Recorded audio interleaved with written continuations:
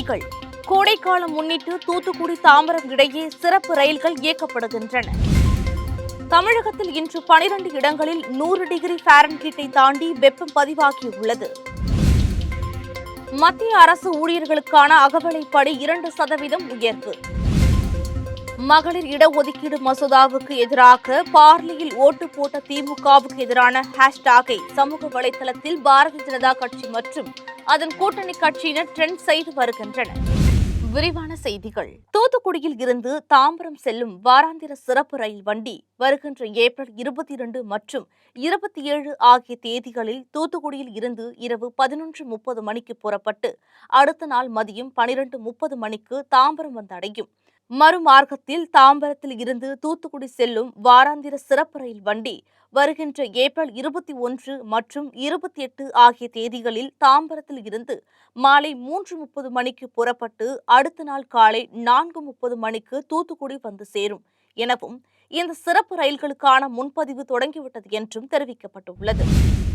தமிழகத்தில் கோடை வெயிலின் தாக்கம் நாளுக்கு நாள் அதிகரித்து வருகிறது.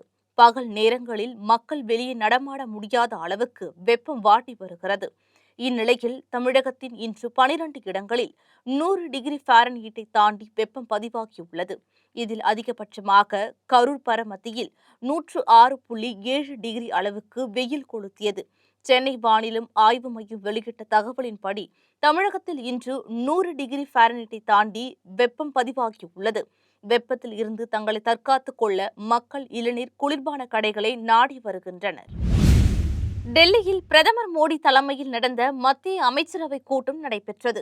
இக்கூட்டத்தில் மத்திய அரசு ஊழியர்களுக்கான அகவிலைப்படி 2% உயர்த்த ஒப்புதல் அளிக்கப்பட்டுள்ளது. இதன் மூலம் தற்போது 58% உள்ள அகவிலைப்படி 60% உயரும். அதேபோல் ஓய்வு பெற்றவர்களுக்கான அகவிலைப்படியும் 2% உயர்த்தப்பட்டுள்ளது. 58 இருந்து 60 உயர்த்த ஒப்புதல் அளிக்கப்பட்டுள்ளது. இக்கூட்டத்திற்கு பிறகு செய்தியாளர்களை சந்தித்த மத்திய அமைச்சர் அஸ்வினி வைஷ்ணவ் இந்த தகவலை தெரிவித்தார். லோக்சபா மற்றும் மாநில சட்டசபைகளில் பெண்களுக்கு 33% இடஒதுக்கீடு வழங்க வகை செய்யும் தொகுதி மறுவரையறை மசோதாவை கொண்டு வருவதற்கான ஓட்டெடுப்பு வெள்ளிக்கிழமையன்று நடந்தது. இந்த மசோதாவுக்கு காங்கிரஸ், திமுக, கம்யூனிஸ்ட் உள்ளிட்ட எதிர்க்கட்சியினர் எதிராக ஓட்டளித்தனர். மசோதாவுக்கு ஆதரவாக 298 எம்பிக்களும் எதிராக 230 எம்பிக்களும் ஓட்டளித்தனர். இப்படிப்பட்ட சூழலில் பெண்களுக்கு திமுக துரோகம் இழைத்துவிட்டதாக குற்றம் சாட்டிய பாரதிய ஜனதா மற்றும் அதன் கூட்டணி கட்சியினர் திமுகவுக்கு எதிராக டிஎம்கே பேக்ஸ்டாப் உமன் என்ற ஹேஷ்டாகை ட்ரெண்ட் செய்து வருகின்றனர். அதே வேளையில் தமிழகத்துடன் துணை நிற்பதற்காக என்டிஏ வித் தமிழ்நாடு என்ற ஹேஷ்டாகையும் வைரலாக்கி வருகின்றனர்.